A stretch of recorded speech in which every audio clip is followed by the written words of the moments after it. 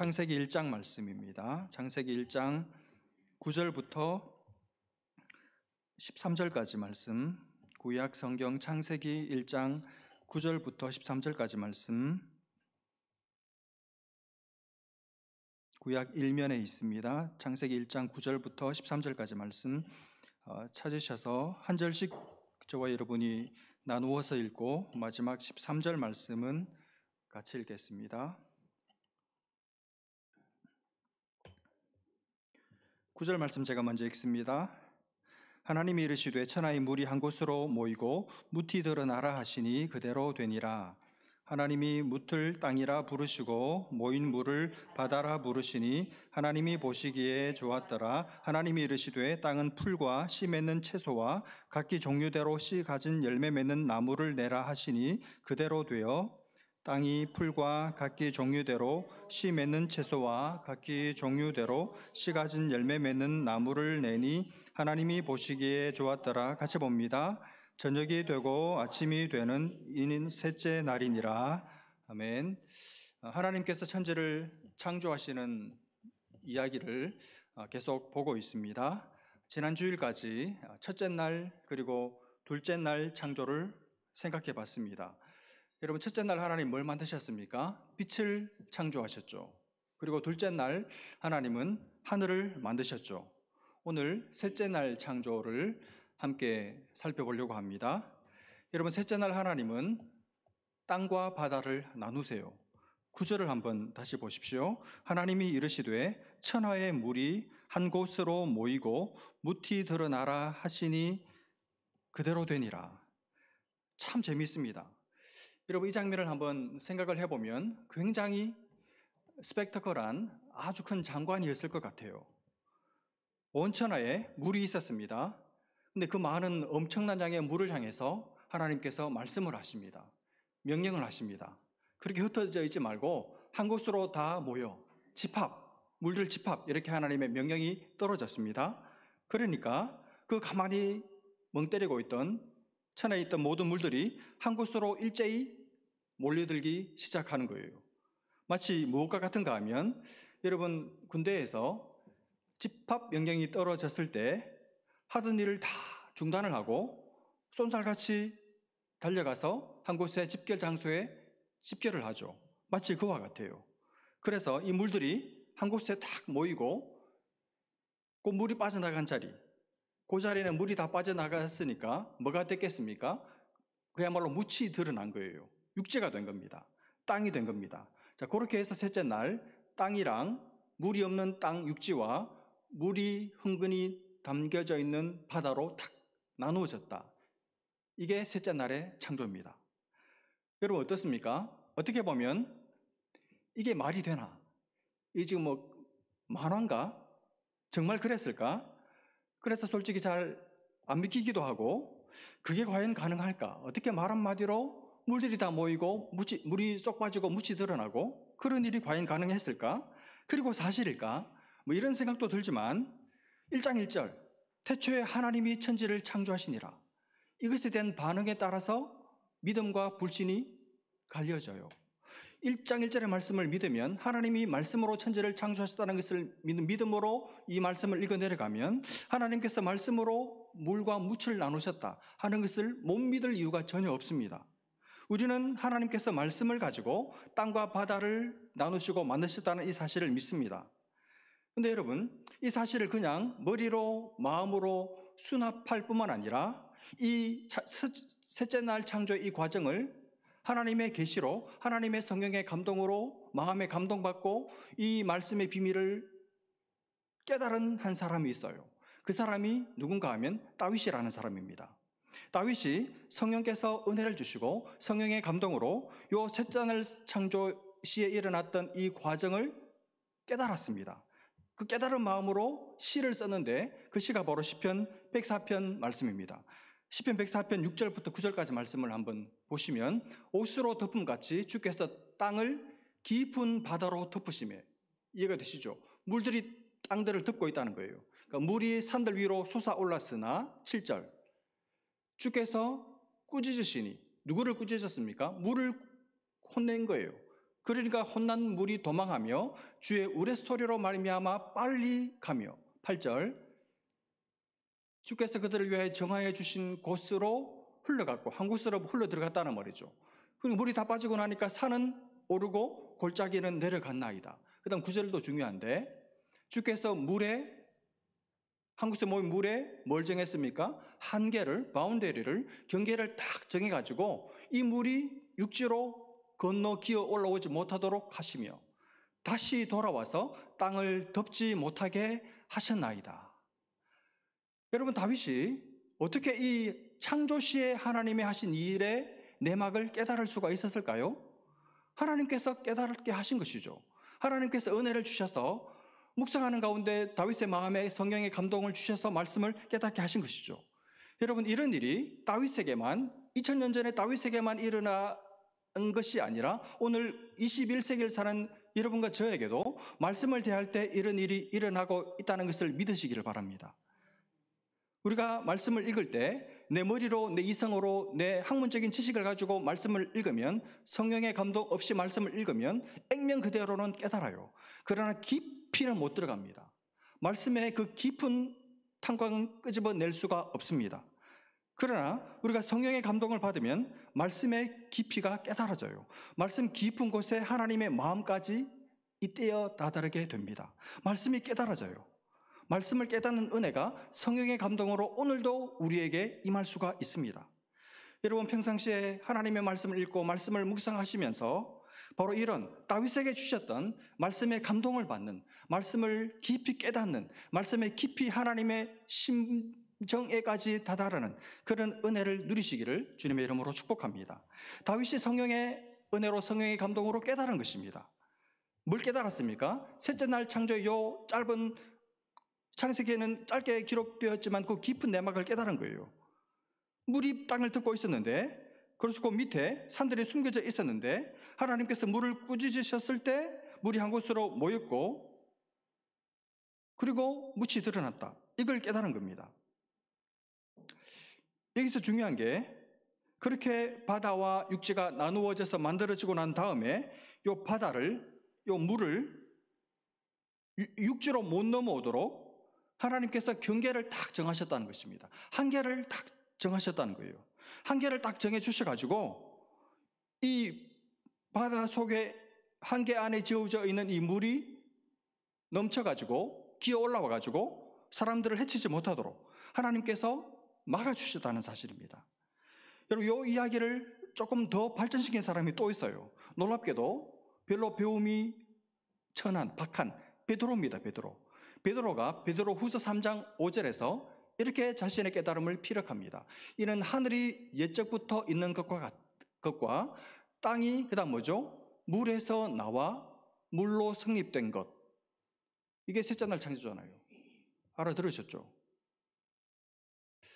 또 이렇게 된 것이 무엇 때문입니까? 하나님의 말씀으로 된 것을, 하나님의 말씀으로 땅과 물이 나누어졌고 하나님의 말씀으로 물이 육지로 건너오지 못하도록 막아놓으셨다라고 베드로가 깨달아서 우리에게 가르쳐주고 있습니다. 그러니까 물이 바다에 있는 이유는, 그리고 물이 바다에서 육지로 못 넘어오는 이유는 힘이 딸려서가 아니고 하나님의 말씀이 그렇게 정해놓으셨고 하나님의 말씀이 막아놓으셨기 때문이라는 거예요. 한 구절 더 봐야 되는데 예레미야 5장 22절을 한번 보십시오. 여호와의 말씀이니라 너희가 나를 두려워하지 아니하느냐, 내 앞에서 떨지 아니하겠느냐. 그 다음에 내가 모래를 두어 바다의 한계를 삼되 그것으로 영원한 한계를 삼고 지나치지 못하게 하였으므로 파도가 아무리 거세게 일어도 그것을 이기지 못하며 뛰노나 그것을 넘어오지 못하느니라. 중간에 모래를 탁 둬가지고 이 바닷물이, 성난 바닷물이 아무리 기어 올라오고 싶어도 모래 때문에 못 올라오도록 하나님께서 말씀으로 막아놓으셨다는 거예요.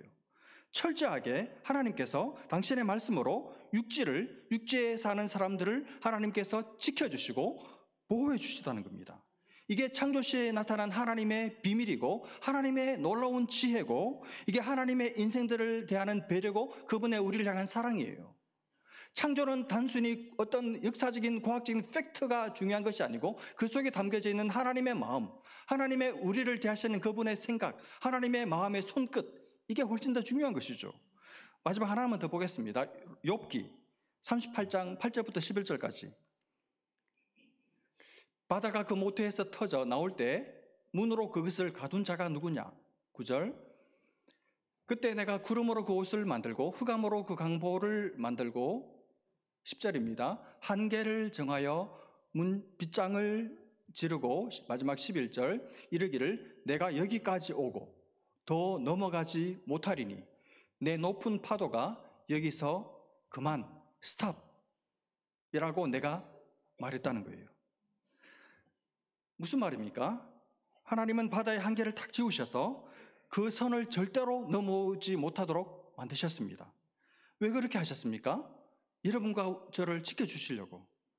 그게 하나님의 의도였고 그게 하나님의 계획이었고 여러분 하나님이 말씀하셨다 그랬을 때 말씀하시니까 생겼다 이렇게 하니까 우리는 단순한 도식으로만 생각하지만 말씀하셨다는 말은 말하기 전에 그분의 생각이 있었다는 말이잖아요. 하나님은 지성적인 존재예요. 생각이 있었다는 말은 그분이 생각을 오래 하셨고 깊이 하셨고 마음이 있었고 계획이 있었고 소원이 있었다는 뜻입니다. 그 하나님의 말씀 이전에 있던 하나님의 생각이 뭔가 하면 우리 자신이에요. 하나님은 우리를 생각하셔서 여러분과 저를 생각하셔서 하늘과 땅과 바다와 모래를 다 만드신 분이시죠. 하나님의 관심의 핵심 초점은 여러분과 전 줄 믿습니다. 이게 하나님의 의도였고 이게 하나님의 마음이고 이게 하나님의 사랑입니다. 이 하나님의 그야말로 철저한 돌보심, 하나님의 철저한 보호하심이 있어서 우리가 지금 지켜주고 보호받고 있는 거예요. 지난 한 주간도 우리가 이 하나님의 지켜주시는 은혜로 하나님의 막아주시는 은혜로 살아온 줄로 믿습니다. 우리의 생명, 우리 자녀들의 안전, 위태로웠던 우리의 건강, 일주일 내내 힘들었잖아요. 일주일 내내 피곤했어요. 이러다가 내 주일에 설교할 수 있을까 싶었습니다. 하나님의 손끝에 보호하심 때문에 우리가 건강을 가지고 하나님 앞에 나와 예배드리고 있는 거잖아요. 하나님께서 철저하게 그야말로 실수함이 없이 철저하게 지켜주셔서 우리가 안전하게 살고 있는 줄로 믿습니다. 여러분 하나님의 손끝에 이 보호하심이 없으면 우리는 절대로 우리 힘으로 우리의 안전, 우리의 건강, 우리 생명을 지킬 수가 없습니다. 지난 한 주간도 우리가 모르고 그냥 지나가서 그렇지 하나님의 손끝에 견고하고 확실하고 철저한 완벽한 보호가 있었어요. 우리의 삶은 하나님의 손끝에 보호 없이 된 것이 여러분 아무것도 없습니다. 이걸 깨닫는 사람, 이걸 아는 사람, 이걸 보는 사람, 그리고 입으로 인정하고 하나님 앞에 고백하고 감사할 줄 아는 사람이 하나님의 사람이고 그런 고백을 하나님께서 기쁘게 받으시는 줄로 믿습니다. 여러분 하나님은 우리가 사는 이 육지를 철저하게 보호하고 계세요. 하나님 우리가 사는 이 땅을 철저하게 붙들고 계십니다. 뭘 가지고? 당신의 말씀으로 바다를 잠재하게 하시고 육지가 견고하게 흔들리지 않도록 무너지지 않도록 지금도 붙들고 계시죠. 하나님의 말씀이 있어서 우리가 이렇게 안전하게 살고 있는 것입니다. 근데 여러분 그렇게 살다가 우리가 죄를 지어서 그야말로 우리의 죄의 수위가 하나님이 생각하는 그 양보다 훨씬 더 넘쳐서 죄가 세상에 관영해서 하나님께서 그 붙들고 있던 땅을 지키던 힘의 원인인 말씀을 거두시면 어떤 일이 일어날까요? 노아 홍수 때와 똑같은 일이 일어나죠. 물이 한계를 무시하고 육지로 기어 올라오는 거예요. 그러면 다 죽는 것이죠. 그러면 다 죽어요. 여러분 지진 경험해 보셨습니까? 손 쓸 수가 없습니다. 우리가 지금 이렇게 편안하게 살고 있는 것, 인생들이 편안하게 살고 있는 것, 하나님께서 말씀으로 우리를 지켜주고 계셔서 그런 거예요. 그 사실을 기억하시고 감사하시고 그리고 죄에서 떠나는 삶을 살아가는 우리 모두 될 수 있기를 간절히 바랍니다. 그렇게 이제 땅과 바다를 만드시고 이제 초점을 땅에다가 두고 말씀하십니다. 뭐라고 말씀하시는가 하면 11절입니다. 하나님이 이르시되 땅은 풀, 씨 맺는 채소, 각기 종류대로 씨 가진 열매 맺는 나무를 내라 하시니 그대로 되어 그 땅을 물이 빠져나가고 남은 그 땅을 빈 땅을 채우시는 일을 하세요. 뭘로 채우십니까? 풀로 채우십니다. 풀을 나게 하세요. 그리고 씨 맺는 채소, 씨 가진 열매 맺는 나무를 나게 하십니다. 여러분 11절 말씀에서 혹시 눈에 띄는 한 단어가 없습니까? 씨죠, 씨. 씨입니다. 그죠? 여러분 씨가 있으면 앞으로 다시 똑같은 것을 그대로 거둘 수 있죠. 씨가 있으면 앞으로 다시 똑같은 것을, 내가 맛있게 먹었던 것을 다시 먹을 수가 있습니다. 그렇죠? 맛있는 채소를 먹었는데 너무 맛있어가지고 또 먹고 싶어요. 근데 만약에 다시는 못 먹는다. 그럼 얼마나 섭섭합니까? 이거 뭐 쟁겨놨다가 아껴놨다가 한 달 내내 먹겠죠. 안 썩을 것 같으면. 그런데 다행히 씨가 있어가지고 씨를 갖다가 다시 심으면 또 나와요. 또 먹고 나서 씨를 또 심으면 또 나와요. 그러면 안심이 되잖아요. 그 맛있는 채소를 계속 먹을 수 있잖아요. 그러니 얼마나 좋습니까? 하나님께서 그렇게 식물을 창조하셨다는 말입니다. 그 하나님의 지혜, 그 하나님의 배려가 그야말로 눈부셔요. 다시 말하면 하나님께서 인생들에게 먹을거리를 주실 때 재생산의 가능성을 담보한 그런 유기체로 만들어 주셨다는 말입니다. 한번 먹고 끝맺는 채소가 아니라 계속 먹을 수 있는 가능성을 잠재한 채소를 주셨다는 말입니다.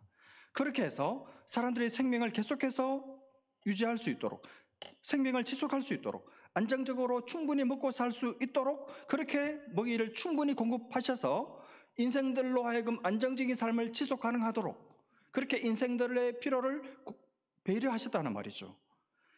여러분, 하나님이 우리에게 어떤 것을 공급하실 때 얼마나 완벽합니까? 얼마나 풍성해요. 풍성한 배려, 깊은 지혜, 우리를 대하시는 그분의 센시티비티, 민감함, 우리의 필요에 대해서 그런 필요가 있었네? 한번 다시 회의해볼까? 이렇게 하지 않으시고 미리 다 내다보시고 씨를 탁 탑재해가지고 걱정거리 아예 처음부터 원천 봉쇄해버리시는 하나님의 놀라운 배려와 지혜와 그분의 민감함, 도드라지게 오늘 창조 기사 때부터 보이고 있어요. 여러분, 하나님은 얼마나 배려가 많으신 분이신지 모릅니다. 아니, 그 말로는 불충분하죠. 하나님의 우리를 향한 배려는 그야말로 완벽합니다. 완전한 배려를 우리에게 베푸시는 분이 우리 하나님이세요. 하나님의 우리를 향한 배려는 여러분 완전합니다. 우리를 배려해놓고 후회하지 않고 우리를 뻘쭘하게 만들지 않습니다. 감질만 나게 만들지 않아요. 완전한 배려죠. 그리고 우리의 필요에 굉장히 민감하십니다. 여러분, 인생을 살면서 사람이 익어간다는 것은, 사람이 깊어간다는 것은 민감함이 더 깊어진다는 뜻인 것 같아요. 살아보니까 상대의 필요에 민감한 거죠. 민감함이란 상대방의 이야기에 실려있는 느낌까지도 알아차리는 것이죠. 민감함이란 말로 표현하지 않는 그 내용과 침묵, 그리고 표현되지 않는 신음이나 한숨을 들을 줄 아는 내면의 능력이죠.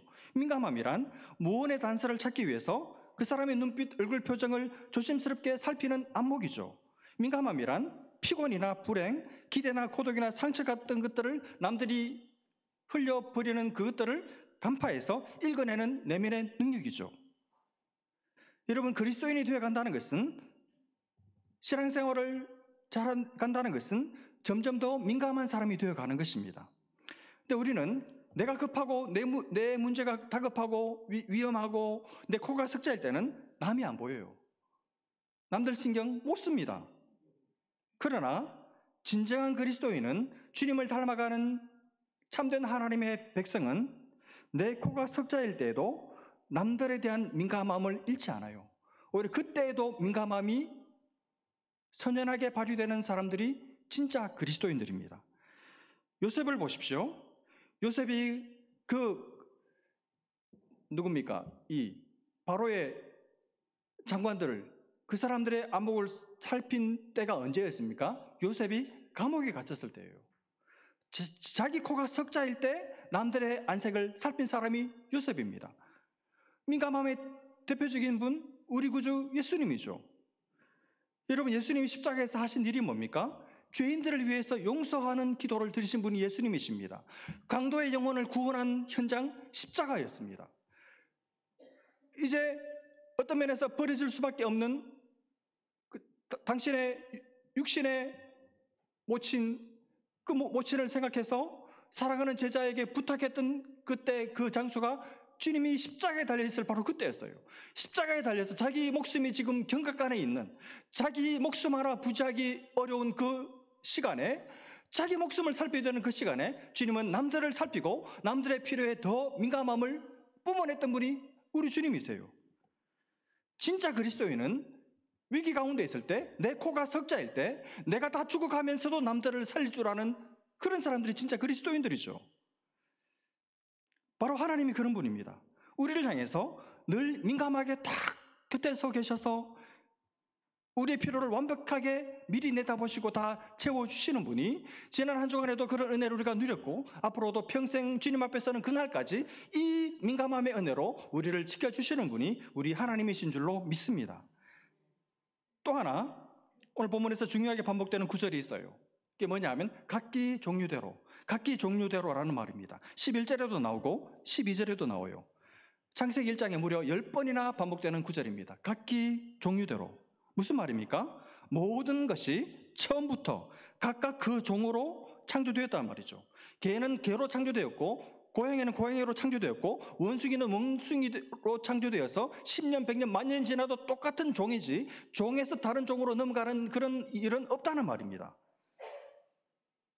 고양이는 고양이고 개는 개고 늑대는 늑대지 원숭이가 변해서 사람이 되고 그런 일은 있을 수가 없다는 거예요. 다시 말하면 진화론자들이 말하는 것처럼 종을 넘어설 수 없다고 못쓸 박에서 말하고 있습니다. 1차적으로 그런 뜻이 있고 더 말하고 싶은 마음이 없어요. 또 하나는 각기 종류대로, 이 말은 쉬운 말로 바꾸면 모든 사람들 다 따로따로 각자의 개성과 독특성을 가진 그런 존재로 저마다 다르게 달리 이런 뜻입니다. 그렇죠. 각기 종류대로. 하나님은 각기 종류대로 다 따로따로 독창적으로 개성을 가진 존재로 동물과 식물을 각기 다르게 만드셨다는 말입니다. 이걸 10번씩이나 강조하고 있습니다. 무리로, 떼거지로, 군집으로, 무더기로, 무개성으로, 무채색으로가 아닙니다. 각자 따로따로 자기만의 개성, 자기만의 색깔, 자기만의 독특성을 가진 그런 존재로 너는 너, 나는 나, 각자의 개별성을 가진, 나만의 독특성을 가지고 나만의 유일무이한 유일성을 가진 그런 보배롭고 독특하고 유일무이한 존귀한, 스스로도 충분히 유의미한 존재로 하나님은 각각의 각 생물을, 각 사람을 따로따로 다 일일이 다 만드셨다는 말이에요. 여러분은 세상에 둘도 없는 존재입니다. 여러분과 똑같은 사람은 세상에 단 한 사람도 없습니다. 여러분은 대체 불가능한 존재예요. 그냥 없어져도 아무 상관없는 그런 존재가 아닙니다. 나는 납니다. 누가 뭐라 그래도 나는 납니다. 나에게 나밖에 없습니다. 하나님에게 나는 나밖에 없어요. 다른 누구도 아닌 그냥 납니다. 세상에서 가장 소중한 존재 여러분이고 납니다. 세상에서 가장 아름다운 존재 바로 여러분이에요. 다른 예쁜 여자 보고 쳐다보고 그럴 필요가 없이 여러분이 제일 아름다운 사람이에요. 그렇게 하나님 만드셨습니다. 각기 종류대로. 남과 비교 우위를 점하려고 애쓸 필요도 없고, 남과 비교해서 주눅 들고 기가 죽고 그렇게 할 필요도 없습니다. 나는 압니다. 나는 내가 제일 소중합니다. 다른 누군가가 될 필요 없어요. 내가 제일 잘 나가. 그런 찬송가도 있잖아요. 함께 부르기는 좀 그렇고 혼자 있을 때 부르. 나는 내가 제일 잘 나가. 얼마나 성경적인지 몰라요. 여러분, 남이 되려고 하지 마십시오. 남들이 만들어 놓은 틀에다가 여러분을 구겨 넣지 마세요. 안 어울립니다. 여러분의 본래의 개성, 여러분의 본래의 사랑스러움, 본래의 아름다움이 사라져요. 그렇게 하지 마십시오. 그냥 여러분으로 사시기를 바랍니다. 여러분을 사랑하면서 사십시오. 여러분을 자랑스럽게 생각하면서 사십시오. 여러분의 성격, 여러분의 기질, 여러분의 취미, 여러분의 취향, 그 까탈스러운 거 인정하고 받아들이고, 그래서 근데 남들이 너무 괴팍하다 그러고 너무 힘들어하면 적절하게 고쳐는 가지만, 그러나 그런 여러분을 스스로 받고 인정하면서 그렇게 사세요. 여러 성장 과정을 거쳐서 유일무이하게 만들어진 여러분 고유의, 다른 사람은 절대로 흉내 쫓아낼 수 없는 지금 그 모양, 지금 그 모습, 지금 그 인격. 줬던 것이 있으면 버려야겠지만 그게 아니면 그냥 가지고 사십시오. 여러분으로 사세요. 하나님께서 여러분에게서만 보고 싶어 하시는 모습을 버리지 말고 가지고 사십시오. 남으로 살지 마세요. 남이 되려고 하지 마십시오. 부모가 들어가라고 밀어넣는 그 형틀에, 주형에, 세상에 이게 맞다고 들이미는 그 주형에 들어가려고 애쓰지 말고 하나님과 상의해서 여러분의 인생을 사시기를 바랍니다. 그게 가장 여러분다워요. 각기 종류대로 나는 나대로 너는 너대로. 나에게 네가 강요할 수 없고 너에게 내가 강요할 수 없습니다. 내 인생의 주체는 나예요. 내 인생은 내가 사는 거예요. 내 인생을 부모가 대신 살아줍니까? 내 인생을 내 아내가, 자식들이 대신 살아줄 수 있습니까? 왜 자식의 인생을 대신 살아주려고 그래요? 하나님께서 너 말해, 네가 어떻게 살았는지, 내 30대를 어떻게 보냈는지 너에게 묻는다서 너에게. 왜 네 자식 이야기를 하는 거야? 너 이야기를 하라고. 엄마 아빠가 아니라 당신의 이야기를 하나님이 듣고 싶어 하시는 거예요. 내 인생의 주체는 납니다. 나. 자식 핑계하지 말고 배우자 핑계할 필요가 조금도 없어요. 내 인생의 주체는 납니다. 그러나 주인은 다르죠. 주인은 하나님입니다. 이걸 구분해야 돼요. 주체는 나지만 주인은 하나님이세요. 그분이 만드신 우리는 피조물입니다. 그러나 주체성을 가진, 인격과 책임성을 띤, 하나님께서 유일하고도 독특하고도 인격을 가진 책임 있는 존귀한 존재로 여러분과 저를 만드신 거예요. 여러분, 내가 중요해요. 내가. 자식이 중요한 게 아니라 내가 중요해요. 내가. 너무나도 독특하고도 아름다운 피조물이에요. 이 사실을 기억하고 여러분으로 사시고 여러분의 인생을 사시기를 바랍니다. 여러분, 하나님은 나를 원하세요. 나를. 여러분 다우면 충분합니다. 여러분 하나면 충분합니다. 여러분 같은 사람 둘도 필요 없습니다. 나 하나로 하나님은 충분하세요. 하나님 충분히 나 하나로 만족하세요. 하나님 충분히 기뻐하세요. 내가 많은 일을 하지 못한 거 너무 자책하지 마십시오. 남들이 부러워할 만한 크고 입댈 만한 위대한 일을 못한 것, 그것 때문에 여러분의 인생이 실패했다고 생각하지 마시기를 바랍니다. 내가 할 수 있는 일을 하면 돼요. 하나님이 주신 것을 가지고 하나님이 주신 곳에서 내가 할 수 있는 일을 기쁨으로 하면, 그러면 돼요. 그게 남들이 볼 때 어떤지는 아무 상관이 없습니다. 여러분이 좋아했잖아요. 여러분이 잘하고 있잖아요. 여러분이 기쁘잖아요. 그 일에서 가족들을 지금 먹여 살리고 있잖아요. 아이들 잘 크고 있잖아요. 그리고 하나님 앞에 조금의 양심의 가책도 없고 부끄러움도 없죠. 그러면 된 것이죠. 그러면 잘 살아온 것이고 지금 잘 살아가고 있는 거잖아요. 남 볼 것 없습니다. 남이 되려고 할 필요가 없습니다. 나로 살면 돼요. 그게 최고로 하나님 앞에 나다운 것이고 그게 최고로 하나님을 기쁘시게 하는 삶인 줄로 믿습니다. 그리고 내가 나를 그렇게 보는 것처럼 남들도 그렇게 봐줘야 돼요. 그 사람으로 살게 그냥 내버려 두세요. 그 사람의 인생을 인정을 하십시오. 내 자녀의 인생을 인정을 하십시오. 그리고 존중해 주십시오. 내 틀에 들어오라고 강요하지 마세요. 그러면 그 사람의 독특성이 죽어버립니다. 그 사람으로 살게 놔두고 도와주고 존중해 주십시오. 여러분, 자식의 인생 여러분의 것이 아닙니다. 그 아이 거고 그리고 하나님의 거예요. 간섭하지 마세요. 주눅들게 하지 마십시오. 비교하지 마십시오. 그 아이의 인생 살게 격려해주고 존중해 주십시오. 내가 예쁘다고 생각하는 꽃 되라고 강요하지 말고 그 아이가 피우고 싶은 꽃을 마음껏 피우도록 그냥 내버려두고 곁에서 바라봐주고 박수 쳐주면 됩니다. 그게 부모가 할 역할입니다. 아니, 내가 볼 때 꽃이 아니라 자꾸 풀떼기를 피울 것 같다. 풀떼기를 피우려고 지금 애를 쓰는 것 같다. 내버려둬요. 하나님께서 그걸 그 인생에게 허락하신 것이고 하나님께서 그 풀을 그 인생에게 원하셨으면 꽃이 아니라 풀로 자라가는 게 그게 그 아이에게 맞는 겁니다. 그게 그 아이가 잘 사는 것이고 그게 걔는 행복한 거예요. 내버려둬요. 간섭하지 마십시오. 하나님께서 키우십니다. 여러분, 저는 거의 다 키웠지만 자녀를 양육하면서도 돌아보니까 그리고 목회를 하면서 배우는 게 있습니다. 뭐냐 하면 내가 손대가지고 되는 게 없다는 것을 배워요. 내가 손대서 되는 게 없다는 것을 배웁니다. 인생들은 한다고 하지만, 내 손으로 뭔가 한다고 하지만 손이 더러워가지고 손대면 더 더러워져요. 손대면 더 망칠 때가 많습니다. 우리가 몇 주 전에 봤죠. 여론기 하에 그 도끼든 그 신학생 어설퍼가지고 어설픈 손으로 도끼질하다가 날려버렸잖아요. 우리는 손이 더럽고 어설퍼가지고 내 손으로 한다고 하면 더 안 돼요.